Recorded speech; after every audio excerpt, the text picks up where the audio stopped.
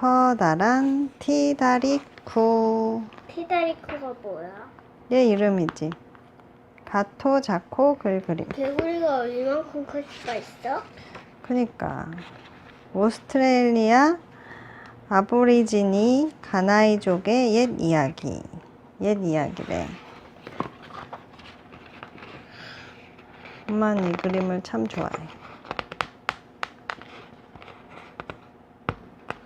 이 사람은, 이거 만든 사람은 일본에서 태어나 미국에서 공부를 하고 지금은 오스트레일리아, 호주에서 살면서 미술가로 활동하고 있대. 뭔가 일본 글씨 같았어. 아, 그렇네. 좀 그런 것 같네. 옛날, 아주 먼 옛날, 넓고 넓은 들판에 바위산만큼이나 커다란 개구리 티다리쿠가 살고 있었어. 넓은 들판에는 날마다 햇볕만 쨍쨍 내리쬐고 비가 오지 않았어. 어느 날 아침 티다리쿠는 자다가 목이 말라서 깼어. 물이 어딨지? 물이 어딨어? 티다리쿠는 옆에 있는 연못물을 눈 깜짝할 사이에 모두 마셔버렸어. 티다리쿠는 그래도 목이 말라서 물이 어딨지? 물이 어딨어?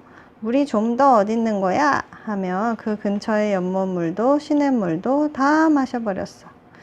티다리쿠는 그래도 여전히 목이 말라서 물이 어딨지? 물이 어딨어? 물이 좀 더 어딨는 거야? 하며 넓은 들판에 있는 물이라는 물은 전부 다 마셔버렸어. 그러고 나서야 티다리쿠는 겨우 만족해서 유칼리 나무 아래에서 뒹굴다 잠이 들었어. 그러나 다른 동물들은 너무너무 괴로웠어. 모두들 목이 말라 참을 수가 없었거든. 동물들은 다 같이 티다리쿠를 찾아갔어. 티다리쿠야, 티다리쿠야. 아주 조금이라도 좋으니까 우리에게 물을 좀 나누어 주렴. 그러자 티다리쿠는 동물들을 한번 흘끗 쳐다보더니 퉁명스럽고 낮은 목소리로 싫어! 하고 고개를 돌렸어. 동물들은 크게 실망하여 어떻게 하면 좋을지 다 함께 생각했어. 잠시 후 지혜로운 코알라 할아버지가 말했어. 티다리쿠를 웃겨보면 어떨까? 그러면 틀림없이 티다리쿠 입에서 물이 뿜어져 나올 거야. 그거 참 좋은 생각인걸. 그거 정말 좋은 생각이다. 모두 손뼉을 치며 좋아했어. 그래서 동물들은 차례차례 티다리쿠 앞에서 재주를 부리기로 했지.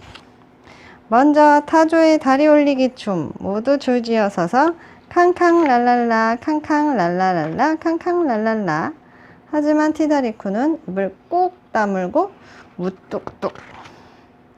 다음은 목도리 도마뱀의 접시 돌리기. 오른손 왼손 주둥이로 호이. 이영차 뱅그르르 호이. 하지만 티다리쿠는 입을 꾹 다물고 무뚝뚝. 다음은 아빠 코알라와 아기 코알라의 100가지 표정 짓기. 이쪽 보고 저쪽 보고 느리고 쪼그라뜨리고. 난 쪼그라뜨리는 게 제일 재밌어. 엄마 캥거루와 아기 캥거루의 줄넘기. 팔짝콩 펄쩍콩. 고슴도치의 밤송이처럼 구르기. 앞으로 대굴대굴 빠르게 대굴대굴. 하지만 티다리쿠는 입을 꾹 다물고 무뚝뚝. 그러자 동물들은 거의 포기하고 다 같이 춤을 추기 시작했어. 물을 다오. 물아 나와라. 그래도 티다리쿠는 여전히 입을 꾹 다물고 무뚝뚝. 더 이상 어떻게 할 수 없어서 모두 주저앉아 버렸어. 그때 조그만 뱀장어 논양이가 스르르 티다리쿠 앞으로 나갔어. 논양이는 자기가 살던 개울물을 티다리쿠가 전부 다 마셔버려 아주 많이 화가 나 있었어. 순순히 빨리 물을 내놔. 빙그르르 꽉. 그러다가 마지막에는 몸이 뒤엉켜 뱀장어 리본이 되어버렸어. 그러자 티다리쿠의 배가 움쩍움쩍하기 시작했어.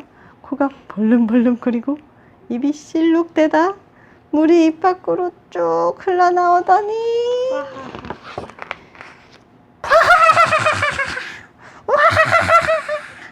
엄청나게 큰 웃음소리가 티다리쿠의 입에서 터져 나왔어.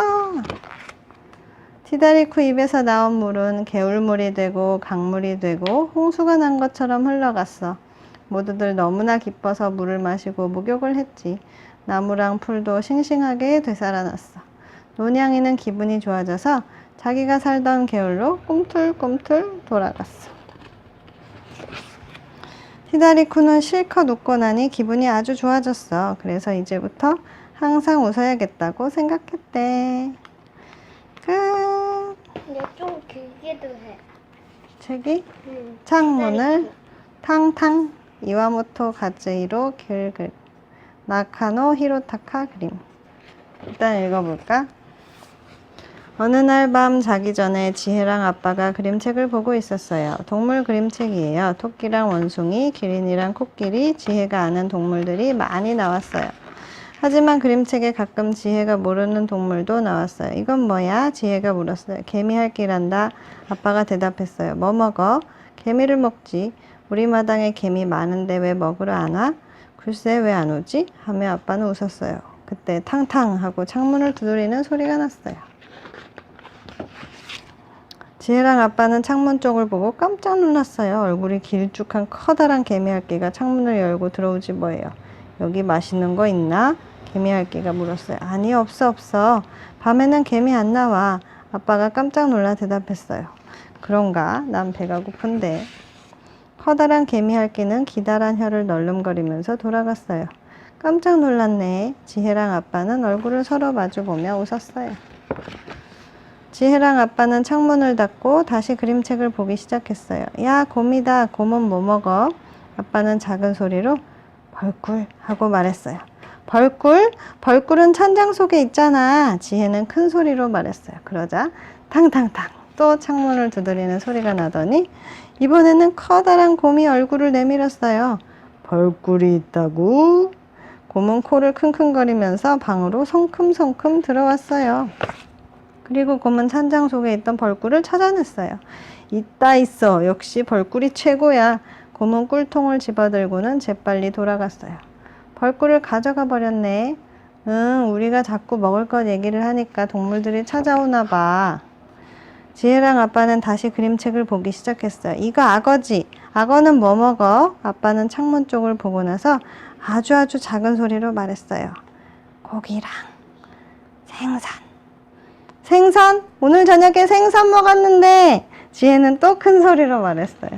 그러자 탕탕 하고 창문을 두드리는 소리가 나더니 커다란 악어가 느릿느릿 들어왔어요. 생선 하고 큰 소리가 난 게 바로 이 집이지. 저녁 때 먹다 남은 생선 있어? 아니 남은 것 없어. 아빠는 너무 놀라 머리까지 흔들었어요. 악어는 지혜를 힐끗 노려보며 물었어요. 진짜 남은 것 없어? 진짜로 없어. 모두 다 먹어버렸는걸? 그래, 좀 더 일찍 올 걸 그랬군. 악어는 몸을 꿈틀거리며 돌아갔어요.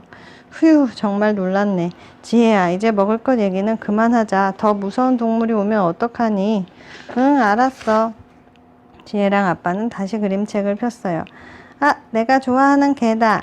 아니야, 틀렸어. 이건 늑대야. 아우 하고 울부짖으면서 토끼랑 사슴을 잡아먹는단다. 이게 늑대라고? 그래, 지혜야. 이제 먹을 것 얘기는 하지 마. 늑대가 오면 어떡해. 그런데 바로 그때 똑똑똑 하고 창문을 두드리는 소리가 났어요. 지혜랑 아빠는 가슴이 두근두근 했어요. 그런데 아무도 안 들어오는 거예요. 한참이 지나도 아무도 창문을 안 열어요. 창문을 못 여나? 똑똑똑 하고 조그만 소리가 났는데 지혜가 아빠한테 말했어요. 그러게 말이야. 살짝 봐, 아빠. 괜찮을까? 지혜랑 아빠는 살금살금 창가로 다가가서 밖을 내다보았어요. 야, 개다! 지혜는 너무 좋아서 소리를 질렀어요. 하얀 강아지가 창밖에 가만히 앉아있지 뭐예요. 강아지는 지혜와 아빠를 쳐다보며 멍! 하고 짖었어요. 지혜는 재빨리 밖으로 뛰어나가 강아지를 안아주었어요. 그때부터 강아지는 지혜네 집에서 살게 되었답니다. 그래서 아빠가 늑대 같아서 이러고 있는 거 있잖아. 근데 아빠가 눈빛이 영 불안해. 뭔가 의심스러운 거지. 이렇게 눈주름이 아래 있어. 눈주름이 할아버지처럼. 아래에 있어. 자, 그러면 정글북을 놓으세요. 정글북을 다시 읽어보겠어요. 가서 누우세요.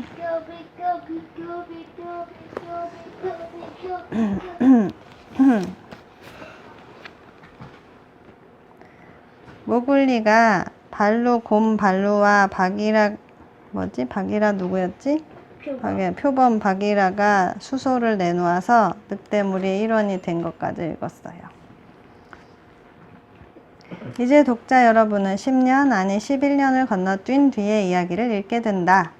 모글리는 늑대무리 안에서 멋진 삶을 살았는데 그 이야기를 다 하자면 책 몇 권의 분량은 될 테니 여러분의 상상에 맡기겠다. 11년 뒤면은 형보다 컸다.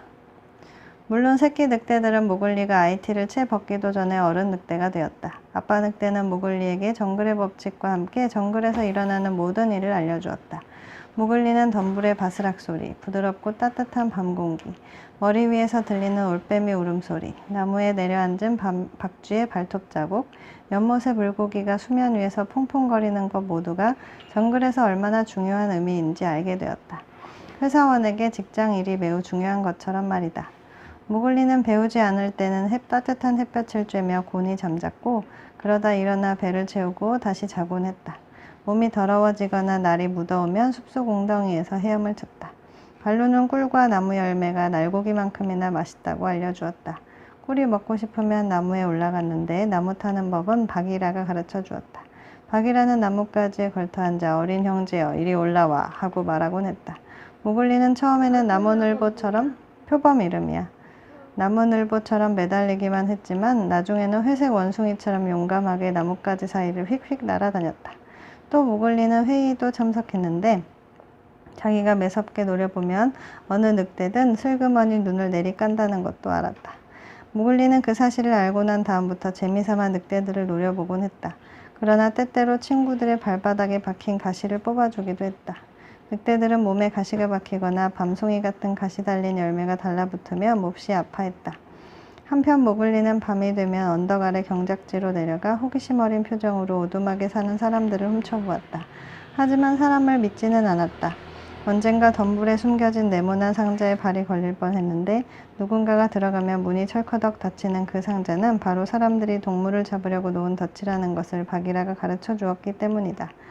모글리는 박이라를 따라 어둡고 따뜻한 숲에 들어가는 것을 가장 좋아했다. 모글리는 나른한 낮에는 그곳에서 내내 자다가 밤이 되면 박이라가 사냥하는 모습을 지켜보았다. 박이라는 배가 고프면 닥치는 대로 사냥했고 모글리도 똑같이 따라했다. 하지만 한 가지 예외가 있었다. 모글리가 철이 들어 제대로 판단할 나이가 되자 박이라는 절대 손은 건드리면 안 된다고 가르쳤다. 모글리가 수소를 대가로 내놓고 늑대무리에 들어갔기 때문이다. 모글리가 처음 늑대 가족이 됐을 때 수컷 소를 내놓고 늑대 무리에 들어와서 그런 의리가 있어서 그런가 보지. 들어봐. 여기 설명을 하네. 정글의 모든 것이 다 너의 것이다. 넌 뭐든 죽일 수 있을 만큼 힘이 세다. 하지만 너의 목숨을 살려준 수소를 생각해. 송아지든 늙은 소든 소는 절대 죽이거나 먹어선 안 돼. 이것이 바로 정글의 법칙이다. 모글리는 박이라가 아니 정글 아래 내려가면 사람들이 산대잖아. 정글에도 소가 사나봐. 여기 수소를 잡아다가 박이라가 모글리를 키우라고 해줬단 말이야. 여기서 800m쯤 떨어진 곳에 있다고 그랬었어. 정글 근처에 있었던 거지. 모글리는 박이라가 가르쳐준 이 법칙을 충실히 따랐다. 하지만 모글리는 그렇게 자신이 무언가를 배우고 있다는 것도 모른 채 아이답게 그저 먹을 것만 생각하며 무럭무럭 자랐다. 엄마 늑대는 모글리에게 시역하늘 믿지 말라고 당부하면서 언젠가는 모글리가 죽여야 할 상대라고 두어 번 말해주었다. 늑대라면 그 충고를 한순간도 잊지 않았겠지만 모글리는 어린아이에 불과해서 금세 잊어버렸다. 물론 모글리가 사람의 말을 할 줄 알았다면 자신은 늑대라고 했겠지만 모글리는 분명 어린아이였다. 시어카는 아켈라가 점점 쇠약해지자 자신을 따라다니며 음식 찌꺼기를 얻어먹는 젊은 늑대들과 가까이 지내면서 모글리 주변을 수시로 어슬렁거렸다. 아켈라가 한창 때였다면 그런 행동은 절대 용납하지 않았을 것이다. 시어카는 이렇게 훌륭한 사냥꾼들이 왜 다 죽어가는 늑대와 사람의 새끼에게 꼼짝 못하냐며 연신 젊은 늑대들을 부추겼다. 듣자 하니 너희는 회의 때 그 아이 눈도 제대로 못 본다면서? 시어칸의 말에 젊은 늑대들이 으르렁거리며 털을 곤두세웠다. 정글 어디에나 눈과 귀가 있는 박이라는 이 사실을 알고 있었다. 그래서 시어칸이 언젠가는 죽이려 들 거라고 모글리에게 구구절절 설명하며 경고했다. 하지만 모글리는 웃으며 이렇게 대답했다. 나한테는 다른 늑대들이 있고 바기라와 발루도 있어. 발루가 게으르긴 해도 날 위해 한두 번은 아빠를 날려줄 거야. 그러니 겁먹을 필요 없어. 그러던 어느 무더운 날 정글 깊숙한 곳에서 모글리가 바기라의 검고 아름다운 몸에 기대 누워있을 때 바기라에게 문득 한 가지 생각이 떠올랐다. 언젠가 가시털이 빽빽히 난 호저 이키가 들려주었던 얘기가 기억났던 것이다. 어린 형제여, 내가 시어카니 네 적이라고 몇 번 말했지? 바기라가 마지막에 묻자 모글리는 수세는 법을 몰라 이렇게 대답했다. 야자나무에 열린 열매만큼 많이. 그런데 왜? 나 졸려. 시어카는 그저 꼬리가 길고 말만 많지 아무것도 아니야. 공작새 마오처럼 말이야. 지금 한가롭게 잠이나 잘 때가 아니야. 발루도 알고 나도 알아. 너희 늑대 무리도 알고 심지어 어리석은 사슴들도 안다고. 타바키도 너에게 말했을걸. 맞아, 얼마 전에 타바키가 그랬어. 나는 벌거숭이 사람이라 땅속에 호두 열매도 파내지 못할 거라고. 그래서 버릇을 고쳐주려고 꼬리를 잡고 휘둘러 야자나무에 내리쳤지. 모글리 어리석었구나. 타바키가 맨 처음에 와서 밥 달라고 했던 못생긴 자칼인가. 있잖아, 왜 시어칸 따라다니는 애. 타바키가 못되게 굴긴 해도 아주 중요한 이야기를 해줄지 모르는데. 어린 형제여, 눈을 떠. 시어칸이 비록 정글에서는 널 죽이지 못하겠지만 지금 내가 하는 말을 꼭 명심하렴. 아켈라가 너무 늙어서 더는 사냥할 수 없는 날이 곧 올 거야. 그럼 우두머리 자리를 내놓아야 해. 게다가 늑대 회의에서 널 살펴봤던 늑대들도 이제 많이 늙었어. 반면 젊은 늑대들은 시어칸을 따르지. 그들은 여전히 사람인 너를 무리에 끼워줄 수 없다고 생각해. 이제 넌 곧 어른이 될 텐데 말이야. 형제들과 함께 뛰어다니지도 못하는데 어른이 다 무슨 소용이람? 난 정글에서 태어났고 정글의 법칙을 따랐어. 우리 무리에서 내가 가시를 뽑아주지 않은 늑대가 없다고. 모두 내 형제야. 어린 형제여, 내 턱 밑을 만져봐. 바기라가 몸을 쭉 뻗고 눈을 반쯤 감으며 말하자 모글리가 건장한 갈색 손으로 바기라의 부드러운 턱 밑을 만졌다. 윤기가 흐르는 털 밑으로 실룩거리는 근육이 느껴졌는데 털이 없는 맨살이었다. 목줄 자국이지. 이 정글에서 내 목에 흉터가 있는 걸 아는 자는 아무도 없어. 어린 형제여, 나는 사람들 사이에서 태어났고 내 어미는 사람들 곁에서 죽었어. 우다이프로 왕궁의 우리에서 말이야. 그래서 내가 늑대 회의에서 벌거숭이였던 너를 위해 대가를 치른 거야. 나도 너처럼 사람들 사이에서 태어났으니까. 난 정글을 본 적이 없었어. 우리 속에서 사람들이 창살 너머로 건네주는 먹이를 받아 먹으며 살았지. 그런데 어느 날 밤 깨달았어. 나는 표범 박이라지 사람들의 장난감이 아니라는 것을. 그래서 앞발로 자물쇠를 부수고 빠져나왔지. 나는 사람들의 방식을 잘 알기 때문에 정글에서 시어칸보다 더 무서운 존재가 되었어. 맞아, 정글의 모든 동물이 호랑이 이름. 모든 동물이 바기라를 무서워해. 나 모글리만 빼고. 넌 사람의 아이니까. 내가 정글로 돌아왔듯이 너도 언젠가는 너의 세계로 돌아가야 해. 너의 형제인 사람들이 있는 곳으로. 물론 늑대 회의에서 죽음을 당하지 않고 살아남는다면 말이다. 검은 표범이 부드럽게 말하자 모글리가 물었다. 대체 왜 날 죽이려 하는 거지? 어린 형제여, 날 봐. 모글리가 바기라의 미간을 바라보자 덩치 큰 표범이 이내 고개를 돌려 눈을 피했다. 이게 바로 그 이유야. 나도 너의 눈을 똑바로 볼 수가 없어. 사람들 사이에서 태어났고 너를 사랑하는데도 말이다. 늑대들은 널 똑바로 볼 수 없어서 미워하는 거야. 네가 그들보다 현명하고 그들 발에서 가시를 뽑아주었고 네가 사람이기 때문에 그런 거다. 전혀 몰랐어. 바기라가 발로 나뭇잎을 뒤적이면서 말하자 모글리가 짙고 까만 눈썹 아래로 얼굴을 찡그리며 시무룩하게 말했다. 다음 순간 바기라가 벌떡 일어나며 말했다. 정글의 법칙이 뭐지? 먼저 공격하고 나중에 짖는 거야. 그런데 넌 그러지 않고 대범하게 굴지. 그럴 때면 모두 네가 사람이란 걸 느껴. 그러니 현명하게 행동해. 아켈라는 사냥이 점점 힘들어지고 있어. 아켈라가 사냥에 실패하면 늑대들이 곧장 아켈라와 너에게 등을 돌릴 거야. 그리고 바위에서 회의를 열겠지. 그러면 아, 좋은 생각 있어. 네가 그걸 가지는 거야. 바기라가 가슴을 두근거리며 소리쳤다. 어서 경작지로 내려가 사람들한테서 붉은 꽃을 가져와. 때가 되면 그 붉은 꽃이 나나 발로 널 사랑하는 늑대들보다 더 강한 친구가 되어줄 거야. 붉은 꽃을 가져와 얼른. 바기라가 말하는 붉은 꽃은 바로 불이었다. 정글의 어떤 동물이라도 불이라면 벌벌 떨었고 불을 불이라 부르지 못하고 제각각 수백 가지 이름을 지어 불렀다. 붉은 꽃? 해가 질 무렵 사람들 오두막 밖에서 자라는 그거? 알았어, 가져올게. 모글리의 말에 바기라가 자랑스러운 표정을 지으며 덧붙였다. 역시 사람의 새끼라 다르구나. 붉은 꽃은 작은 단지 속에서 자란다는 걸 명심해. 필요할 때 쓸 수 있도록 빨리 가져와서 너희 곁에 두는 게 좋겠어. 좋았어, 갈게. 그런데 바기라, 이 모든 게 정말 시역하니 꾸민 짓이야? 모글리는 바기라의 멋진 목에 팔을 두르고는 큰 눈을 빤히 쳐다보며 물었다. 나에게 자유를 준 부서진 자물쇠에 대고 맹세하지. 사실이다, 어린 형제여. 나도 내 목숨을 살려준 수소에 대고 맹세할게. 시역한에게 받은 만큼 갚아주겠어. 아니, 더 할지도 모르지. 모글리는 그렇게 말한 뒤 재빨리 뛰어갔고 바기라는 도로 누우며 중얼거렸다. 과연 사람의 새끼야. 시역한 10년 전에 벌인 개구리 사냥이 너에게 얼마나 큰 불행의 씨앗인지 알게 될 거다. 모글리는 가슴이 뜨겁게 달아오를 정도로 정글을 가로지르며 달렸다. 그리고 저녁 안개가 피어오를 무렵 동굴에 도착해 숨을 몰아쉬며 골짜기를 내려다 보았다. 형제 늑대들은 나갔는지 엄마 늑대만 있었다. 엄마 늑대는 모글리의 숨소리만으로도 아들에게 무언가 마음 상하는 일이 있다는 것을 눈치챘다. 아들아, 무슨 일이냐?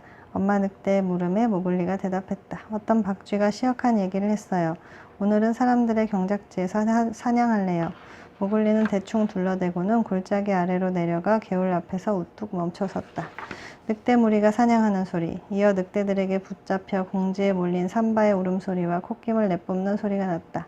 동시에 젊은 늑대들이 아기를 품고 격렬하게 짖는 소리도 들렸다. 아켈라, 외로운 늑대여, 힘을 보여주시오. 늑대 무리의 우두머리를 위한 자리요. 달려드시오, 아켈라. 그런데 이빨이 딱 부딪히는 소리와 늑대의 고통스러운 비명이 울려 퍼졌다. 아켈라가 뛰어올랐으나 삼바의 앞발에 차이면서 사냥감을 놓친 게 분명했다. 모글리는 시간이 없다는 걸 깨닫고 경작지로 빠르게 내달렸다. 얼마쯤 지나자 늑대 비명소리가 점점 희미해졌다. 모글리는 헉헉거리며 한 오두막의 창가 옆에 쌓인 가축 사료 더미 속으로 파고들었다. 바기라 말이 맞았어. 내일이 바로 아켈라와 나의 운명이 결정되는 날이군. 모글리는 창문에 바짝 다가가 화로에 담긴 불을 바라보았다. 어둠이 내려앉자 한 여인이 일어나 불 안에 시꺼먼 덩어리를 넣었다. 이윽고 아침이 되어 차가운 안개가 하얗게 피어오를 때쯤 사람의 아이가 안쪽에 흙을 바른 키보드 단지를 집어들었다. 그런 다음 단지 안에 빨갛게 달아오른 수덩이를 담아 담요로 감싸고는 외양간으로 갔다. 저게 다야? 어린아이도 쉽게 하는 일이라면 겁낼 게 없겠어. 모글리는 성큼성큼 모퉁이를 돌아 아이에게서 단지를 빼앗았다. 아이는 깜짝 놀라 비명을 질렀고 모글리는 서둘러 안개 속으로 사라졌다. 저들 모두 나랑 되게 비슷하게 생겼네. 이건 먹을 걸 안 주면 아마 금방 죽을 거야. 모글리는 여자가 하던 대로 단지의 입김을 후후 불고 빨간 숫덩이 위에 잔가지와 마른 나무 껍질을 떨어뜨렸다. 모글리가 언덕을 반쯤 오르자 바기라가 나타났다. 바기라의 까만 몸에 내려앉은 아침 이슬이 월장석처럼 빛났다. 아켈라가 사냥감을 놓쳤어. 어젯밤 늑대들이 아켈라를 죽이려다가 그만두었어. 너랑 같이 없애려는 게 분명해. 지금 언덕에서 널 찾아다니고 있어. 바기라의 말에 모글리가 불이 든 단지를 들어 올려 보였다. 어젯밤에 경작지에 다녀왔어. 난 준비됐어. 이것 봐. 잘했어. 사람들이 그 안에 마른 가지를 넣으면 붉은 꽃이 피더군. 무섭지 않니? 별로. 이게 뭐가 무서워. 한 가지 기억이 어렴풋이 떠올라. 꿈일지도 모르지만 내가 늑대가 되기 전에 붉은 꽃 옆에 누워 있었어. 따뜻하고 기분이 좋았어. 그날 모글리는 하루 종일 동굴에서 불단지를 살피며 마른 가지를 넣어 불의 모양을 보았다. 아주 마음에 드는 나뭇가지도 하나 찾아두었다. 그날 저녁 타바키가 동굴로 찾아오더니 아주 거만한 말투로 회의바위로 나오라고 하고는 불이 나게 내뺐다. 그 모습을 본 모글리는 배를 잡고 깔깔 웃어댔다. 모글리는 여전히 웃는 얼굴로 회의바위로 향했다. 외로운 늑대 아켈라는 늘 앉던 바위가 아닌 그 옆에 엎드려 있었다. 더는 무리의 우두머리가 아니라는 뜻이었다. 시역하는 자신의 꽁무니에 붙은 늑대들을 이끌고 한껏 으스대고 있었다. 모글리가 불이 담긴 단지를 무릎 사이에 내려놓자 바기라가 옆에 바짝 붙어 앉았다. 이윽고 늑대들이 모두 모이자 시어칸이 연설을 시작했다. 아켈라가 우두머리로 있을 때는 상상도 못할 일이었다. 바기라가 모글리에게 속삭였다. 모글리, 시어칸은 저럴 권리가 없다고 말해. 시어칸은 개의 자식이라고 말이야. 그러면 겁 좀 먹을걸? 그러자 모글리가 벌떡 일어나 소리쳤다. 자유로운 종족이여, 시어칸이 우리 늑대 무리를 이끌었나요? 어떻게 호랑이가 늑대 우두머리가 될 수 있단 말입니까? 우두머리가 자리가 비어있는 데다 연설을 좀 해달라기에 시어칸이 변명을 하자 모글리가 말했다. 누가 부탁했습니까? 우리가 가축이나 잡아먹는 녀석에게 알랑대는 자칼입니까? 우두머리는 우리 종족 가운데서 뽑아야 합니다. 모글리의 말에 여기저기서 고함이 터져나왔다. 입 닥쳐! 사람의 새끼인 주제에! 결국 나이든 늑대들이 나서서 젊은 늑대들을 나무랐다. 모글리도 말할 자격이 있다. 우리의 법칙을 지켰으니까. 죽은 늑대가 말해봐라. 우두머리가 사냥감을 놓치면 그 늑대는 살아있을지언정 죽은 늑대로 불리었고 대개 얼마 버티지 못하고 죽었다. 곧이어 아켈라가 힘없이 고개를 들어 올렸다. 자유로운 종족이여, 그리고 시역한의 자칼들이여. 나는 오랜 세월 무리를 이끌고 사냥했다. 그동안 단 한 마리도 덫에 걸리지 않았고 불구가 된 늑대도 없었다.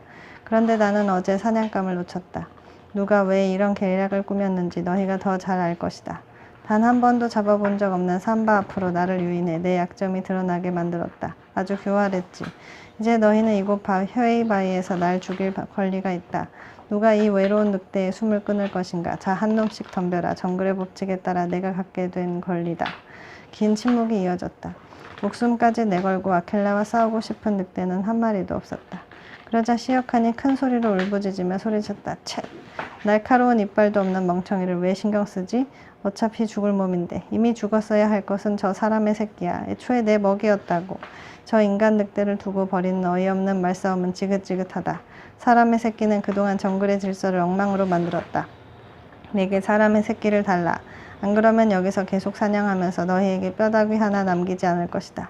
저놈은 사람의 새끼고 나는 뼛속까지 놈을 증오한다. 그러자 늑대 무리의 절반 정도가 한 목소리로 외쳤다. 사람이 우리랑 무슨 상관이지? 어서 너의 세계로 돌아가. 그 말에 시어칸이 다시 한번 나섰다. 그런 마을 사람들 모두 우리의 적이 될 거야. 그건 절대 안 되지. 그러니 나한테 넘겨. 저 녀석은 사람이라 우리 가운데 그 누구도 저 녀석을 똑바로 볼 수 없어. 그러자 아켈라가 고개를 들고 말했다. 모글리는 우리와 함께 먹고 우리와 함께 잠을 잤다. 그리고 사냥감도 몰아주었지. 또 단 한 번도 정글의 법칙을 어긴 적이 없었다. 게다가 난 저 애를 무리에 받아들일 때 수소를 내놓았소. 수소 한 마리야 별것 아니지만 내 명예가 걸린 일이니 모글리를 건드린다면 가만히 있지 않을 것이오. 박이라도 부드러운 목소리로 덧붙였다. 10년 전 겨우 수소 한 마리 내놓고선 생색은 10년이나 묵은 뼈다귀로 우리를 협박해? 늑대 무리가 으르렁거리자 박이라가 하얀 이빨을 드러내며 맞섰다. 그럼 10년 전의 약속은 어찌할 셈이여? 그러고도 자유로운 종족이라 할 수 있나? 사람의 새끼는 정글의 동물들과 함께 달릴 수 없다. 나한테 넘겨. 시어칸이 소리치자 켈라가 말을 이었다. 모글리는 피를 나누진 않았지만 분명 우리 형제다. 그런데 죽이겠다니 난 너무 오래 살았다. 너희들 가운데 몇몇은 가축을 잡아먹고 시어칸이 시키는 대로 밤에 마을로 내려가 어린아이들을 잡아온다는 얘기를 들었다. 너희 겁쟁이들에게 경고한다. 나는 죽을 것이며 내 목숨은 더는 가치가 없다. 그래도 나는 기꺼이 사람의 새끼를 위해 내 목숨을 내놓을 것이다. 지금 우두머리가 없어서 명예 따위는 다 잊었는지 모르겠지만 무리의 명예를 걸고 약속하지. 사람의 새끼를 원래 자리로 보내주어라. 그러면 나는 너희 몸에 이빨 자국 하나 남기지 않겠다. 너희와 싸우지 않고 순순히 죽겠다는 말이다. 그러면 적어도 무리 가운데 셋은 살 수 있다. 내가 할 수 있는 건 여기까지다. 그렇게 해준다면 너희도 아무 죄 없는 형제를 죽였다는 수치는 면할 거다. 정글의 법칙에 따라 무리의 동의를 얻고 수소를 대가로 치르고 들어온 형제를 죽이는 수치 말이다. 저 녀석은 사람이야. 사람이라고. 늑대 무리가 으르렁거리며 시어칸 주위로 모여들었고 시어칸이 꼬리를 움직였다. 이제 너희 손에 달렸구나. 싸우는 수밖에 없겠어. 바기라가 속삭이자 모글리는 불이 담긴 던지를 들고 벌떡 일어섰다. 그러고는 팔을 쭉 뻗으며 늑대들 앞에서 크게 하품을 했다. 하지만 마음속에서는 분노와 슬픔이 부글부글 끓어오르고 있었다. 늑대들이 자기를 얼마나 미워하는지 그때 처음 알았기 때문이다. 모글리가 늑대들을 향해 외쳤다. 잘 들어라. 시어칸의 얘기는 들을 가치도 없다. 나는 죽는 그날까지 늑대로서 너희와 함께 살 생각이었다. 하지만 너희가 나를 보며 계속 사람이라고 하니 이제는 그게 사실이라는 걸 잘 알겠다. 나도 너희를 형제라 부르지 않고 사람들 말대로 개라고 부를 것이다. 그리고 나를 어떻게 할지 말지는 너희가 결정할 일이 아니다. 내가 정할 일이다. 그 사실을 확실히 알려주려고 사람인 내가 너희 개들이 무서워하는 붉은 꽃을 가져왔다. 무글리는 곧장 불이 담긴 단지를 땅에 내던졌다. 그러자 붉은 숯덩이가 쏟아지면서 마른 이끼에 불이 붙어 화르르 타올랐다. 그러자 늑대들이 춤을 추듯이 흔들리는 불꽃에 겁을 집어먹고 뒤로 물러났다. 이어 무글리는 마른 나뭇가지를 주워 불 속에 쑤셔 넣었다. 그러자 나뭇가지에 불이 옮겨붙어 타닥타닥 타올랐다. 무글리는 잔뜩 겁먹은 늑대들 앞에서 불이 붙은 나뭇가지를 머리 위로 들어올려 빙글빙글 돌렸다. 무글리, 이제 네가 우두머리야. 아켈라를 구해줘. 아켈라는 늘 너의 편이었어. 바기라가 무글리에게 낮은 목소리로 말했다. 그러자 지금껏 한 번도 자비를 구한 적 없던 아켈라가 무글리를 애처롭게 쳐다보았다. 타오르는 나뭇가지 불빛을 받아 벌거벗은 무글리의 검은 머리카락이 어깨 위에서 나부꼈고 벌벌 떨고 있는 늑대들의 그림자가 그 불빛 아래에서 이리저리 어지러이 흔들렸다. 좋아, 너희가 개라는 걸 잘 알겠어. 난 내 종족에게 돌아갈 테다. 그들을 내 종족이라고 할 수 있다면 말이지. 이제 난 정글에서 쫓겨났으니 너희의 말과 너희와 나는 추억을 잊어야겠지. 하지만 피를 나누진 않았어도 한때는 너희와 형제였으니 자위를 베풀겠다. 나는 사람들 사이에 산다 해서 너희를 배신하진 않을 거야. 너희는 날 배신했지만. 무글리가 늑대들을 천천히 돌아보고는 불을 발로 찾아 사방으로 불꽃이 튀었다. 너희 늑대들과 싸우지는 않을 거야. 하지만 떠나기 전에 빚은 갚아야지. 무글리는 멍청하게 불꽃을 바라보며 눈을 끔뻑거리고 있는 시어칸에게 성큼성큼 다가가 턱 밑에 털을 움켜쥐었다. 바기라가 만일을 대비해 무글리를 따라왔다. 일어나라 개야. 사람이 말하면 들어야지. 안 그러면 내 가죽과 털을 모조리 태워버릴 테다. 무글리가 소리치며 불타는 나뭇가지를 바싹 들이대자 시어칸은 두 귀를 머리에 딱 붙이고 눈을 질끈 감았다. 가축이나 잡아먹는 짐승 주제에 내가 새끼였을 때 죽이지 못했다고 회의에서 날 죽이려 하다니. 이제부터 인간이 개를 어떻게 혼내는지 보여주지. 수염 한 개라도 까딱해보거라. 그 즉시 이 붉은 꽃을 내 목구멍에 쑤셔 넣어줄 테니까. 무글리가 불붙은 나뭇가지로 시어칸의 머리를 내려치자 시어칸이 잔뜩 겁에 질려 애처롭게 낑낑거렸다. 불에 그슬린 고양이 꼬리로구나. 당장 꺼져. 다음에 내가 사람으로 회의에 올 때는 시어칸의 가죽을 쓰고 올 테다. 그리고 아켈라는 자유롭게 살게 내버려둬. 누구도 아켈라를 죽일 수 없어. 내가 가만히 있지 않을 테다. 너희도 더는 대단한 존재인 것처럼 혀를 축 늘어뜨리고 앉아있지 마. 내가 너희를 개처럼 내쫓기 전에 썩 꺼져. 무글리가 활활 타오르는 나뭇가지를 빙 둘러앉은 늑대들에게 휘두르자 불똥이 튀어 몸에 옮겨붙은 늑대들이 울부짖으며 꽁무니를 내뱉다. 마침내 아켈라, 바기라, 그리고 무글리의 편이었던 늑대 10마리 정도만이 남았다. 무글리는 난생 처음 느껴보는 아픔이 가슴속에서 울컥 솟아오르자 숨죽여 흐느꼈다. 눈물이 무글리의 뺨을 타고 주르르 흘러내렸다. 이게 뭐지? 이게 뭐야? 난 정글을 떠나기 싫은데 이게 뭔지 모르겠어. 바기라, 나 이제 죽는 거야? 아니야, 어린 형제여. 그건 사람들만 흘리는 눈물이야. 넌 더는 사람의 새끼가 아니란다. 진정한 사람이 된 거지. 이제부터 넌 정글에서 살 수 없어. 무글리, 그냥 흐르게 두어. 그저 눈물일 뿐이니까.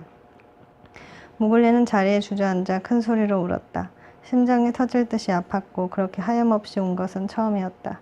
사람들한테 갈 거야. 그 전에 엄마한테 작별 인사를 해야지. 무글리는 그렇게 말한 뒤에 엄마 늑대와 아빠 늑대가 사는 동굴로 갔다. 그러고는 엄마 늑대의 품에 얼굴을 묻고 또다시 소리내어 울었다. 형제 늑대들도 서럽게 따라 울었다. 날 잊지 않을 거지? 무글리가 묻자 형제 늑대들이 대답했다. 우리가 내 흔적을 쫓을 수 있는 한 절대 그럴 일은 없을 거야. 가끔씩 언덕 밑으로 와. 우리 이야기를 들려줄게. 밤에 우리가 경작지로 내려가 같이 놀아도 좋고. 이어 아빠 늑대가 말했다. 오, 지혜로운 개구리야. 곧 돌아오너라. 내 엄마와 난 너무 늙었으니 얼른 다시 돌아오렴. 그래, 빨리 와야 한다. 벌거숭이 내 아들, 사람의 아이야. 잘 들으렴. 나는 내 자식 이상으로 널 사랑했단다. 엄마 늑대도 덧붙였다. 꼭 돌아올게요. 그때는 시어칸의 가죽을 벗겨 회의바위에 널어 놓을게요. 절 잊지 마세요. 정글에 사는 다른 동물들한테도 절 잊지 말라고 전해주세요. 어느새 동이 트자 무글리는 홀로 언덕을 내려가 사람이라 불리는 알 수 없는 존재들을 만나러 갔다.